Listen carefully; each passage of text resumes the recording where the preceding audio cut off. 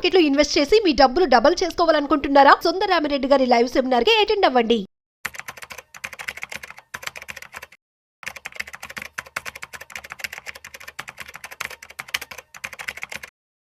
నమస్తే, welcome back to Suman TV. Present మనతో పాటు ఉన్నారు స్టాక్ మార్కెట్ అనలిస్ట్ సుందరరామిరెడ్డి గారు. నమస్తే సార్. నమస్తే. సార్, మరి దివాళీ వస్తుంది, దానికి ముందు దంతెరాస్ అంటారు. సో ఖచ్చితంగా బంగారం కొనుక్కోవాలి అని అంటారు కదా, మరి ఆ టైంలో గోల్డ్ కొనే వాళ్ళకి ఎలాంటి జాగ్రత్తలు తీసుకోవాలి? ఆ టైంలో ఏమైనా ఫ్రాడ్స్ జరిగే ఛాన్సెస్ ఉన్నాయా అంటే? బేసికల్ గా ప్రతి దివాళీకి ముందు వచ్చి ఫెస్టివల్ అప్పుడు సెంటిమెంటల్ గా ఏంటంటే గోల్డ్ ఎంతో కొంత 1 గ్రామ్ నుంచి 10 గ్రాములు కొనటం అనేది అంటే చాలా మందికి అనువాయితీ అండి. అంటే పర్టికులర్గా ఇండియాలో గోల్డ్కి ఒక ఫెస్టివల్ అనమాట. అది కంపల్సరీగా సెంటిమెంటల్గా రేటు గురించి అని కాదు, కొంటే అదృష్టం వస్తుందని చెప్పేసి కొంటా ఉంటారు అనమాట. అట్లా ప్రతి ఒక్కళ్ళు ట్రెడిషనల్గా కొంటా ఉంటారు. ఈసారి గోల్డ్ చాలా ఆల్ టైమ్ హైలో ఉంది. ఈరోజు ఆల్మోస్ట్ 20,000 దాటేసింది అంతుంది. కాబట్టి బట్ స్టిల్ కొనేవాళ్ళు కొంటారనమాట. ఎందుకంటే ఆ రోజు కొంటాం అనేది ఒక సంప్రదాయం కాబట్టి అది కొంటా ఉంటారు. ఒకవేళ మీరు కొనేటప్పుడు ఏదైనా సరే గోల్డ్ మీరు కావాలంటే ఈటీఎఫ్లా కొనుక్కోవచ్చు, అండ్ మ్యూచువల్ ఫండ్స్లో కొనుక్కోవచ్చు, డిజిటల్ గోల్డ్ కొనుక్కోవచ్చు, లేదా గోల్డ్ కాయిన్స్ దొరుకుతాయి తీసుకోవచ్చు, లేదా ఆర్నమెంట్స్ కొనుక్కోవచ్చు. మీరు కనుక ఒకవేళ జ్యువెలరీ టైప్లో అలా కొనాలంటే మాత్రం కంపల్సరీగా బిఏఎస్ హాల్ మార్క్ ఉందిలో చెక్ చేసుకోండి. ఇండియాలో హాల్ మార్క్ లేకుండా మీరు తీసుకున్నారు అంటే ట్రబుల్ అవుతారు తర్వాత. ఎందుకంటే గోల్డ్ యొక్క ప్యూరిటీకి ఎవరు గ్యారంటీ ఎవరు అనమాట. ఇది బిఏఎస్ అని అనుకుంటే అంటే bureau of Indian standard certification అనమాట. అది ఉంటే అది మోర్ గ్యారంటీ అనమాట. కాబట్టి బిఏఎస్ హాల్ మార్క్ ఉందో లేదో చెక్ చేసుకోండి. రెండోది, మీరు తీసుకునే గోల్డ్ ఏ టైప్ గోల్డ్ క్లారిటీగా ఉండండి. ఎందుకంటే 24 క్యారెట్స్ గోల్డ్ అంటే 99% ప్యూరిటీ అనమాట. 99.9% ప్యూరిటీ గోల్డ్ అనమాట అది. అంటే 22 క్యారెట్స్ అంటే 91.6% ప్యూరిటీ ఉంటుంది. రెస్ట్ ఆఫ్ ఇది ఏంటంటే కేడియం కానీ ర్యాగ్ కానీ ఇతర కానీ కలుపుతారు. కలిపినప్పుడు కలర్ మారిద్ది అనమాట. అందుకే కొన్నిసార్లు గోల్డ్ వైట్గా ఉంటుంది, కొన్నిసార్లు ఎల్లో ఉంటుంది, కొన్నిసార్లు బాగా పచ్చగా ఉంటుంది. ఎందుకు డిఫరెంట్ అంటే వీళ్ళ ఆ రెస్ట్ ఆఫ్ ది 9% ఏమైతే కలిపారో గోల్డ్కి ఆ కలర్ వచ్చేస్తాయి.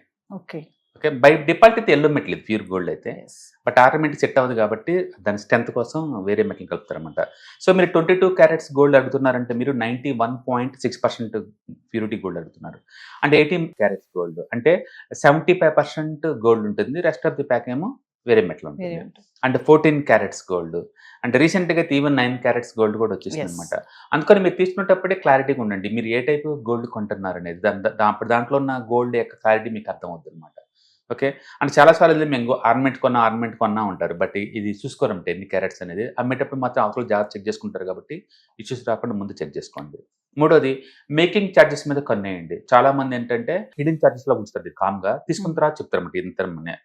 అండ్ ఈ యావరేజ్ మీద అయితే ఏంటంటే ఎనీవేర్ బిట్వీన్ 5 to 25% దాకా ఉంటుంది.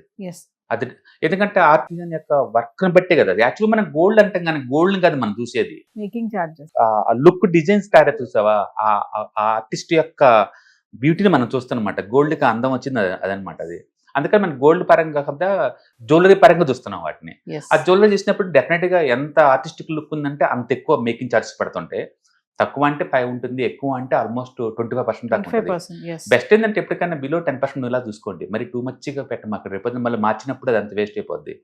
సొంతకి ఎంత తక్కువ మేకింగ్ ఛార్జెస్ ఉంటే మీకు అంత బెటర్. అందుకో 2-3 షాపులు తిరగండి, ఎక్కడైతే మేకింగ్ ఛార్జెస్ లెస్ ఉంటే అక్కడ చూసుకోండి. అండ్ వెయిట్ చూసుకోండి మీరు కంపల్సరీగా వచ్చేటప్పుడు. అండ్ బిల్ తీసుకోండి. చాలా మంది 3% జిఎస్టీ పడుతుంది బిల్ తీసుకుంటే. మాకు అవసరం లేదండి అంటారు. మీరు ఏదన్నా సరే ఒక ఆర్నమెంట్ తీసుకుంటే తిరిగి మీరు అమ్మాలి అంటే వాళ్ళకి బిల్ లేకుండా కొనుక్కోరండి ఎవరు కూడా. ఈవెన్ 10 years తర్వాత 20 years తర్వాత మీరు దాన్ని అర్జెంట్ డబ్బులు అవసరం అమ్మాలి అనుకున్నారు అనుకోండి, ఎవరు పడితే వాళ్ళు తీసుకోరు. ఇప్పుడు జాయ్ ఆల్కాస్లో నేను కొన్నాను అనుకోండి, వాళ్ళే తీసుకుంటారు. దీన్ని తీసుకెళ్ళి నేను కళ్యాణ్ జ్యువెలరీ అమ్మాలంటే వాళ్ళు తీసుకోరు. అందుకని మీకు పొద్దుపని జిఎస్టీ 3% అయినా సరే మోర్ క్లారిటీకి వస్తారు. పొద్దున ఏదైనా ఇష్యూస్ వచ్చినా, వాళ్ళతో మనకి డిస్ప్యూట్స్ ఏమైనా వచ్చినా సరే వాళ్ళని ఛాలెంజ్ చేసే పద్ధతి ఏంటంటే బిల్ చేతిలో ఉంటుంది. అందుకని 3% జిఎస్టీ కోసం ఇది అయిపోయి మీరు బిల్ తీసుకోకుండా ఉండమాకండి. ఓకే, కంపల్సరీగా బిల్ తీసుకోండి. అంటే మోర్ ఎవర్ ట్రస్టెడ్ జ్యువెలరీ చూసుకోండి, కొత్త వాళ్ళని జ్యువెలరీ పోమాకండి. అంటే బ్రాండెడ్ అయితే అన్ని యూనిఫామ్గా ఉంటాయి అనుకోండి, లేదా మన ఫ్యామిలీ తెలిసిన వాళ్ళు ఉంటే వాళ్ళ దగ్గర అట్లా అనమాట. మొత్తం ట్రస్టెడ్ జ్యువెలరీ దగ్గర తీసుకోండి. సో అట్లా మీరు ఏదన్నా గోల్డ్ తీసుకున్నప్పుడు ఒకటి హాల్ మార్క్ ఉందా లేదా, ఎన్ని క్యారెట్స్ గోల్డ్ కొంటున్నాం ఎగ్జాక్ట్లీ, 22నా 18నా 14నా 9 అనేది అది క్లారిటీ ఉండాలి. మేకింగ్ ఛార్జెస్ వీళ్ళు ఎంత తీసుకుంటున్నారు ఇదొకటి. అంటే 4th వన్ ట్రస్టెడ్ జ్యువెలరీ మనకు కాదనేది. నెక్స్ట్ వెయిట్ చూసుకొని బిల్ కరెక్ట్గా ఉందా లేదా. ఈ 5 కనుక మనం పాటించడం వల్ల అండ్ సాధ్యంత వరకు మనం ప్రార్థించుకోవచ్చు. ఏదైనా సరే మీరు జ్యువెలరీ తీసుకునేటప్పుడు మనం ఒకళ్ళు కాకుండా మన తెలిసిన వాళ్ళు ఇద్దరు ముగ్గురు తీసుకెళ్తాం కాబట్టి ఎవరికో ఒక ఐడియా ఉంటుంది. ఇలాంటి పెద్ద మొత్తంలో కొనేటప్పుడు ఎక్స్పీరియన్స్ పర్సన్ పక్కన పెట్టుకుని పోవటం మనకు బెటర్. మనకు లేని ఐడియాస్ వాళ్ళు ఇస్తుంటారు కాబట్టి క్లారిటీ ఉంటుంది. డిజైన్ ఎక్కువ ఉంటే దానికి మేకింగ్ చార్జెస్ ఎక్కువ ఉంటుంది కదా? డెఫినెట్గా ఉంటుంది. ఎందుకంటే ఆర్టిజన్స్ వాళ్ళు ఖాళీ ఫ్రీగా ఉంటారు కదా, వాళ్ళ వల్ల కదా లుక్ వస్తుంది. చాలా మంది టైటాన్లో ఎందుకు జ్యువెలరీ కాస్ట్ ఎక్కువ ఉంటుంది, యూనిక్ డిజైన్స్. అది ఎంత యూనిక్ డిజైన్స్ ఉందంటే అంత మేకింగ్ ఛార్జెస్ ఎక్కువ ఉంటాయి. ఎందుకంటే గోల్డ్ అనేది రా మెటీరియల్ వాళ్ళని కొనాల్సిందే, అందులో వాళ్ళకి మిగలవు. ఓన్లీ జస్ట్ ఆ డిజైన్ డెవలప్మెంట్లోనే వాళ్ళు మిగులుతాయి అనమాట. అందుకని అటు ఖర్చు ఉంటుంది. అంటే తక్కువ అంటే 3 to 5% దాకా ఉంటుంది, ఎక్కువ అంటే 25 దాకా కూడా వేస్తారు. 25 దాకా కూడా. అందుకే మీరు ఫ్రీక్వెన్సీగా జ్యువెలరీని మార్చకూడదు.